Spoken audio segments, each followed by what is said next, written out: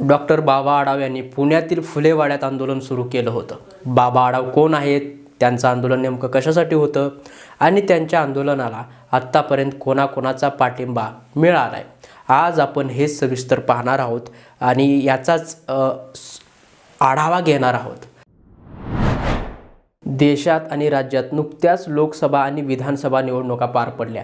या निवडणुकीमध्ये सत्तेचा आणि पैशाचा गैरवापर झाल्याचा अनेक पक्षांनी तक्रारही केली आहे. त्यानंतर आता राज्यात झालेल्या विधानसभा निवडणुकीनंतर जो निकाल आलेला आहे, त्या निकालानंतर विरोधक फारच आक्रमक झाल्याचं चित्र राज्यभर उमटतोय. तर अनेक ठिकाणी महायुतीने EVMमध्ये घोटाळे करून जिंकल्याचाही दावा केला जातोय. अशातच जे ज्येष्ठ सामाजिक कार्यकर्ते आहेत डॉक्टर बाबा आढाव यांनी पुण्यात फुलेवाड्यात EVM विरोधात आंदोलन सुरू केलं होतं. नेमकं हे आंदोलन कशासाठी होतं, तर निवडणूक प्रक्रियेबाबत राज्यासह देशातील नागरिकांकडून शंका व्यक्त केली जात होती. त्याचं निराकरण करण्याची जबाबदारी ही सरकारची आहे. सरकार ती पाळत नसेल तर नागरिकांना त्या विरोधात आवाज उठवण्याशिवाय दुसरा पर्यायच उरत नाही. त्यामुळेच बाबा आढाव यांनी हे 3 दिवसीय आत्मक्लेश आंदोलन सुरू केलं होतं. निवडणुकीच्या माध्यमातून लोकशाहीची मूल्ये उद्ध्वस्त होत चाललेली आहेत, असे मत ज्येष्ठ सामाजिक कार्यकर्ते डॉक्टर बाबा आढाव यांचं होतं. या घटनेचाच निषेध म्हणून 94 वर्षीय बाबा आढाव यांनी गुरुवारपासून आत्मक्लेश आंदोलन सुरू केलं होतं आणि आज आंदोलनाचा 3रा दिवस होता. आढाव यांच्या आंदोलनाला राज्यभरातून पाठिंबा मिळताना तर दिसतोयच आपल्याला. आढाव यांनी गुरुवारी 3 दिवसासाठीच हे आत्मक्लेश आंदोलन सुरू केलं होतं. आज त्या 3 दिवसीय आंदोलनाचा शेवटचा आणि अखेरचा दिवस होता.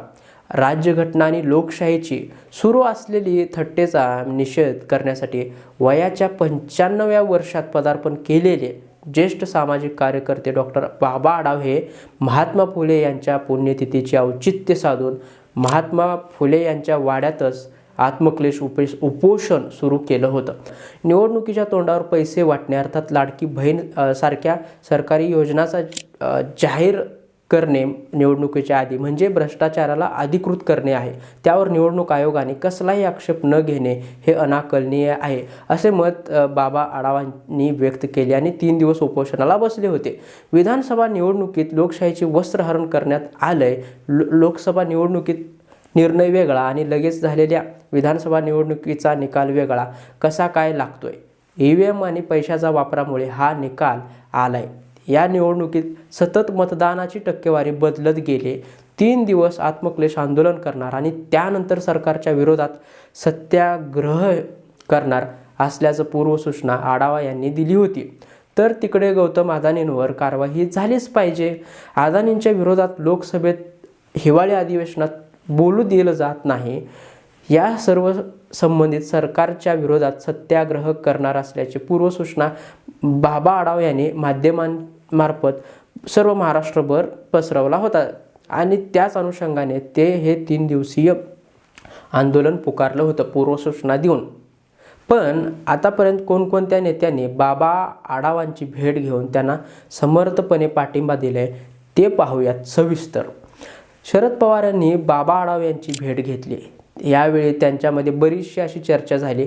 याचवेळी शरद पवारांनी आपला पाठिंबा बाबा आढावांना जाहीर केलेला आहे.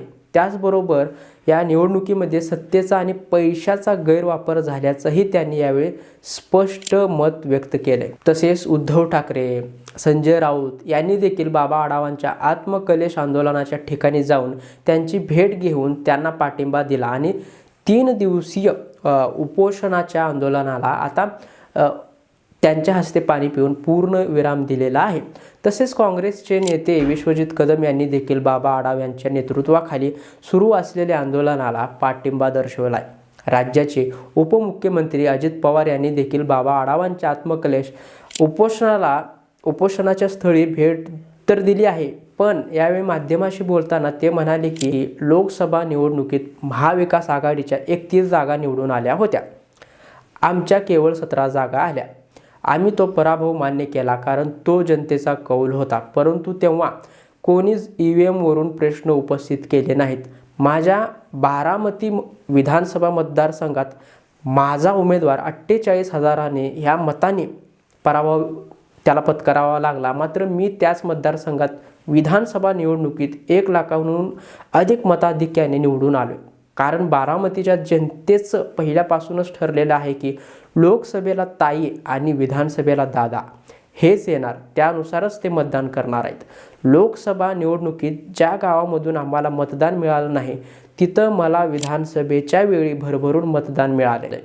आता 5 महिन्यातच जनतेचा कौल बदलला, याला तर आम्ही काय करणार. आणि ते पुढे जाऊन 1999 सालच्या निवडणुका जे झाल्या त्या लोकसभेच्या त्याचं उदाहरण देतात. ते म्हणतात 1999च्या निवडणुकीवेळी बारामतीमधील मतदारांनी शरद पवारांना लोकसभा निवडणुकीत 85,000 मतांनी जिंकवलं होतं, पण मला त्यावेळी केवळ 50,000 मतांची आघाडी मिळाली होती. परंतु तेव्हा मी त्याच वेळी निवडणूक प्रणालीवर संशय व्यक्त केला नव्हता, असं अजित पवारांनी बाबा आढावांच्या आंदोलनस्थळी जाऊन माध्यमांसोबत बोलत होते, आपलं मत व्यक्त करत होते. आता हे बाबा आढाव आहेत तरी कोण, असा प्रश्न तुम्हाला पडला असेल, तुमच्या मनात उद्भवला असेल. तर येथे पहा, 1970च्या दशकात डॉक्टर बाबा आढाव हे पुणे महानगरपालिकेचे नगरसेवक होते. तत्कालीन समाजवादी पक्षाचे सदस्यही होते आणि त्याच वेळी रिक्षा पंचायतीचे नेते म्हणून काम करत होते. एक गाव एक पानवठा नावाची मोहीम देखील त्यांच्या अंतर्गत चालवली जात होती. त्यावेळी ज्येष्ठ सामाजिक कार्यकर्ते म्हणून त्यांची मोठी ओळख आहे. ते आता 94 वर्षाचे आहेत आणि या वयात ते उपोषण करतायत, ही विचार करण्याजोगी गोष्ट आहे. EVM विषयी तुमची मत प्रतिक्रिया काय आहेत आणि आढावांच्या या 3 दिवसीय आंदोलनाचा निवडणूक आयोगावर EVM बंदीवर काही परिणाम पडेल की नाही याविषयी तुम्हाला काय वाटते ते अवश्य तुमची प्रतिक्रिया द्या. अवश्य तुम्ही कमेंट करून सांगा. धन्यवाद. मी सुशांत गवळी.